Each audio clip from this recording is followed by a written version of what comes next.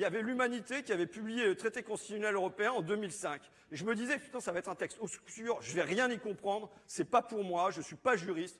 Je lis ça, et en fait, c'était tellement clair, leur projet. Je ne sais pas si vous avez eu le même sentiment, mais quand évidemment on revient... Ah, censure. Quand on revient comme une obsession de toutes les deux lunes, concurrence libre et non faussée, on a compris. Et c'était vraiment tous les 3 articles qui avaient ça. Mais surtout, il y avait cette phrase, libre circulation des capitaux et des marchandises, y compris avec les pays tiers.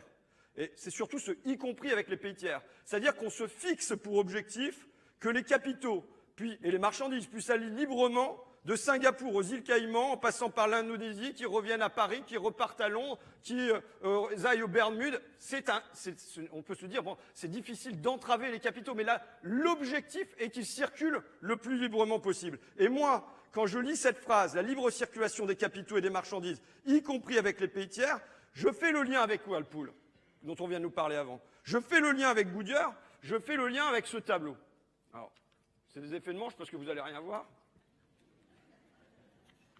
Ce tableau, il résume notre situation à nous dans le coin. Ce tableau, moi j'ai commencé Fakir il y a 20 ans.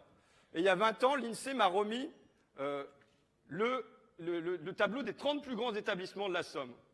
À l'époque, il y avait 14 industries sur les 30 plus grands établissements de la Somme. 20 ans plus tard, il en reste 5. Il en reste 5. On a le lave-linge. Ça a commencé, c'est le premier plan social que j'ai vraiment suivi. C'était le lave-linge en 2002. Chez Whirlpool, le lave-linge est parti en Slovaquie. On a chez Parizeau Siège de France les canapés qui sont partis en Roumanie.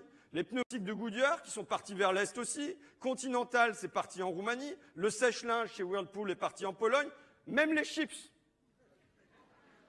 C'est-à-dire, quand on perd les patates en Picardie, qu'est-ce qui va nous rester, quoi ?